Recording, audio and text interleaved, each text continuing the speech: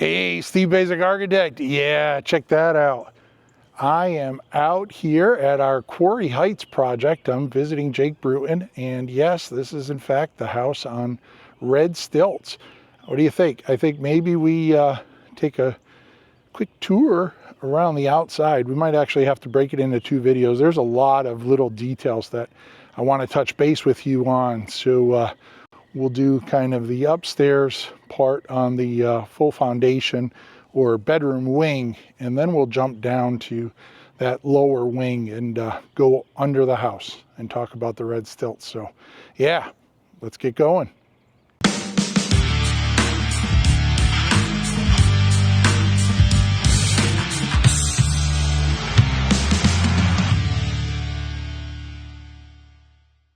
All right, so we're walking up again, Quarry Heights project. We're down here somewhere in Missouri. Jake Bruton, Arrow Building is the builder. So pretty simple house actually. So we have the left side there, that's the part on red stilts, and we're going to take a quick peek at that. And it has a single slope, monoslope, and then we have a flat roof section. It's actually not flat, it drains to the back side there. And then we have this 26-foot section that goes back full length there, and that houses the 3 bedrooms and 2 baths in back, as well as the 26 by 26 garage up front. So it's basically 3 pieces. This is a true H plan, and because I'm by myself, I have to watch where I'm walking, but you can see there, right, when I mentioned the house on red stilts, yeah, we're doing a black Shishugibon siding, and it's sitting on those red stilts out there.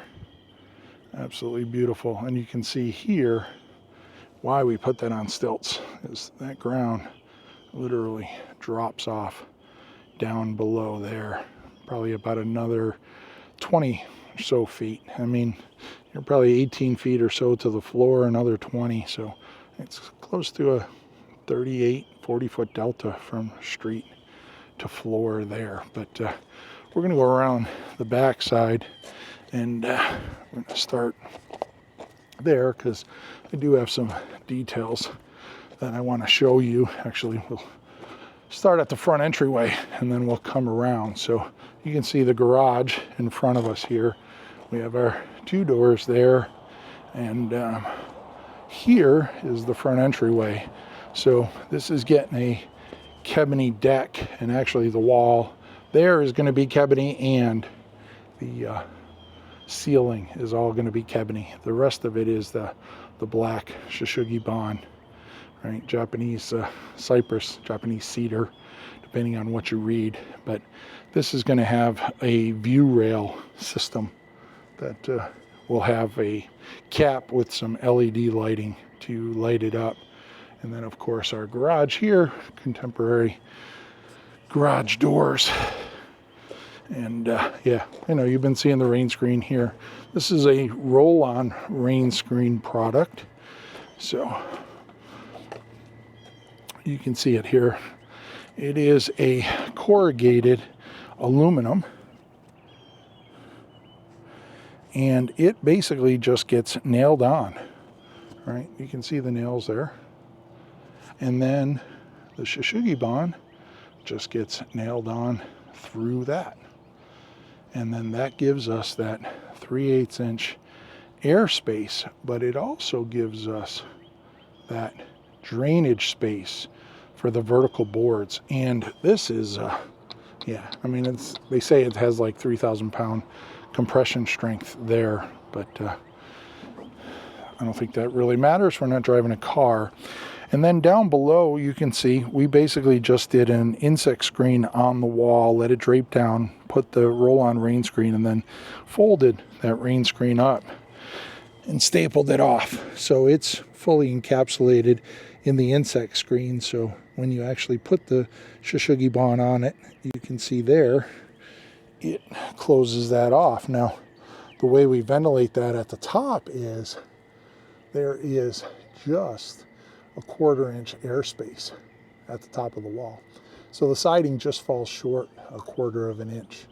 And you're never going to see it because, like you see in the photo here or video, pretty much everything is black up there. So that little 1/4 inch space, you are never going to understand that it exists up there, but that is venting that space. And then here you can see this is the standard detail that we like to do, where we put the pork chop, we pull it back from the rake to the wall there, and then let the rake fly out.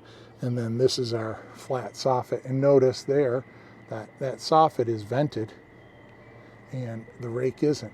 So we can get that product. It's a 3/8 inch metal soffit, and we can get it in vented or non-vented. And you'll see it in, again, up here under the belly of the monster. But the other thing I want to point out is when we look at this, notice that's a 24-inch overhang down the whole length of the wall, 1-story wall. So when you're talking about durability and performance, one way to get a long-lasting house is to keep the water off of it.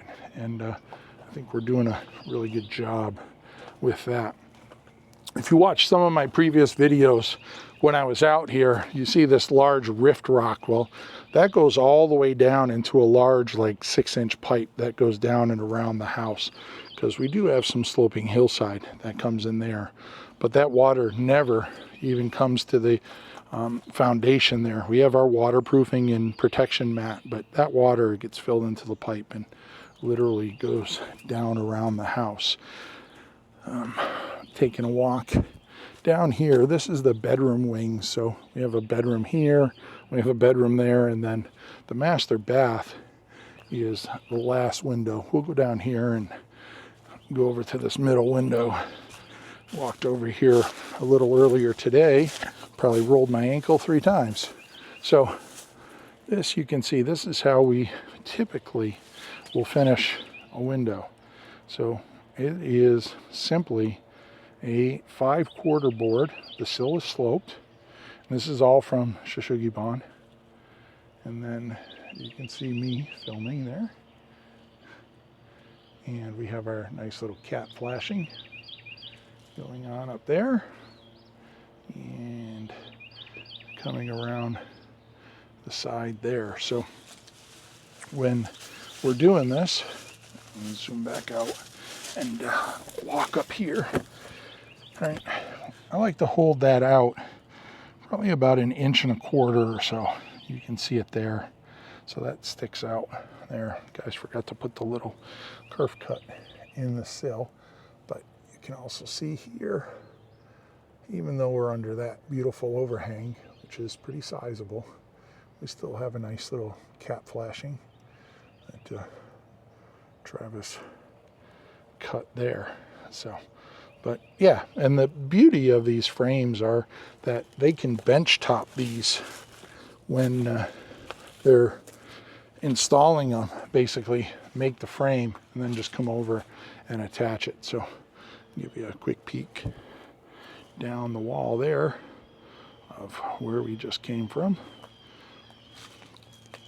and come around the corner here, and you can see this is where we start picking up that hillside sloping down to the road below there.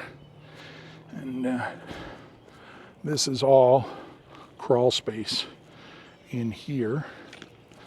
You can see one of our favorite products here. I don't know if you guys use them, but this is the Aqua hydrant. It's just a fancy way of saying hose bib. All right, so you can see there it's got a proprietary nozzle that twists in there, and they come in various colors and sizes. That obviously is the black, and the Shishugibon siding there going up. You can see our soffit. And you know, one of the things, I don't know if I'll be able to explain it, I had some pieces, but they probably got thrown away, but one of the things Travis was telling me about butt joints. So the bottom one is cut at 14 degrees. The top back cut is cut at 15 degrees. And the reason for that is this leading edge, you want that to be the first point of contact.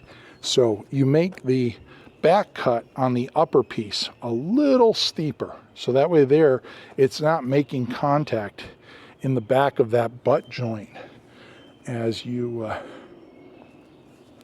put those pieces together. So it's some beautiful stuff.